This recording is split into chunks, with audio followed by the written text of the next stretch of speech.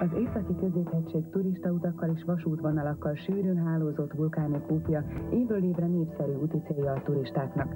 Ezért a Duna-Ipoly Nemzeti Park szakemberei és a helyi természetbarát közösségek célja, hogy a természetjárás körülményeit javítsák, például új útjelzőtáblák kihelyezésével, elhanyagolt turistaösvények és turistaházak karbantartásával úgy, hogy a természetes állapotokat fenntartsák.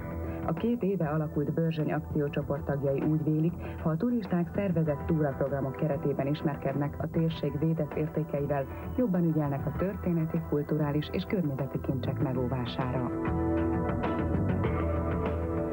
3 teljesítménytúrát szervezünk egy évben. Az első az áprilisban szokott lenni egy tavaszi túra, ez a Teleki Pál emléktúra, amely Drégelypalánkról indul, és 53 km után érkezik meg Zebegényre.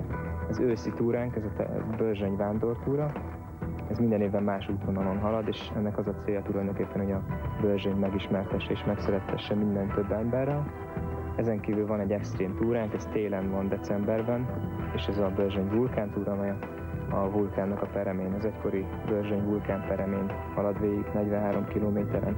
Arról beszéltünk, hogy gyalogosan el lehet indulni a Börzsöny túraútvonalain, de vajon lehet-e kerékpáros túrát szervezni errefelé? Most van kialakulóban, itt kezdeményeztük a Két kerékkel kevesebb egyesülettel közösen kerékpáros túraútvonalaknak a létrehozását a Börzsönyben. Egyetlen egy túraútvonal van egyelőre, amely kijelölve van, ki van festve. Ez éppen Királyrétől indul, és Nógrádig megy. Ezen kívül még terve van sokkal több ilyen kerékpáros útvonal, aki a nyugati Börzsönyt szeretné megismerni, annak érdemes elmennie Nagymarosra, vagy Zebegényre, illetve az Ipoly mentére.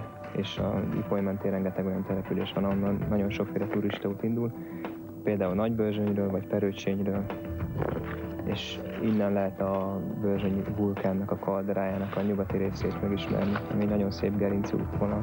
A keleti Börzsönyről még nem beszéltem, ott található például Diósenő vagy Drégelypalánk, ahonnan a Drégelyvár közelíthető meg, illetve szintén a magas Börzsöny. Nagyon sokféle útvonal van, hát a legismertebb a Szent István országos kéktúra, amely Nagymaroson csatlakozik be a Börzsönybe, a Pilisről Kompain át, és egészen egy 53 kilométeres szakaszon is Katalin pusztáig tart a Börzsönyben, érintve Kisinócot, Kóspalagot, a Csóványost. Mi most a Királyréten vagyunk, innen ezek szerint a Csóványost lehet megközelíteni. Igen. Milyen távolság ez? Hát körülbelül egy olyan 2,5-3 óra, hogyha egy ilyen normális tempóban halad az ember. Nagyhideghegyet érintve is föl lehet menni, ez egy kedvelt útvonal, ami Nagyhideghegyen meg lehet pihenni, ott lehet enni, inni, aki akar.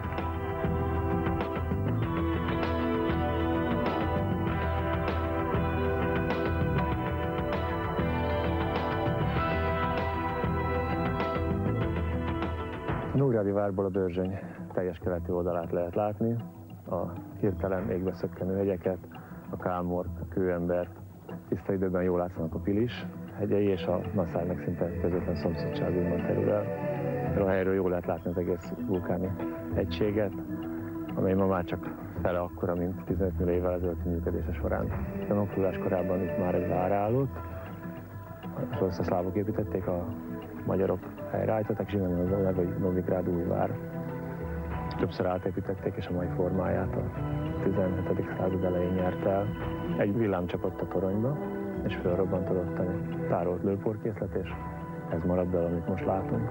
Ami meghatározza a Börzsöny északi részét, az a sűrű vízhálózat. Most egy csapogópatak mellett vagyunk, és az év 12 hónapjából, amikor nincs befogja, nincs kiszáradva, azért 10 hónappal ez a látvány kíséri az ide látogatókat. Az itteni patakok, Kebence-patak, Vernece-patak, Csarnavölgy, ezek tulajdonképpen formálták a tájat, ezek a szűk, meredek völgyekkel.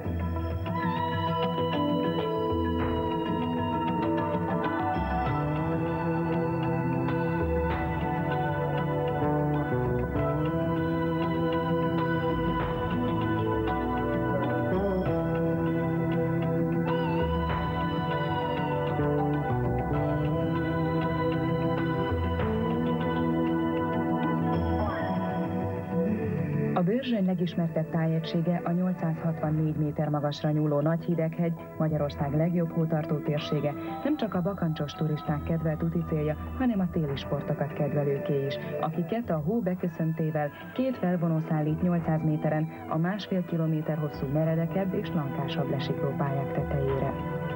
De nem kell feltétlenül 1000 forintért napi jegyet váltaniuk a túra síelőknek, ők a piros X jelzésű síút mentén hódolhatnak szenvedélyüknek.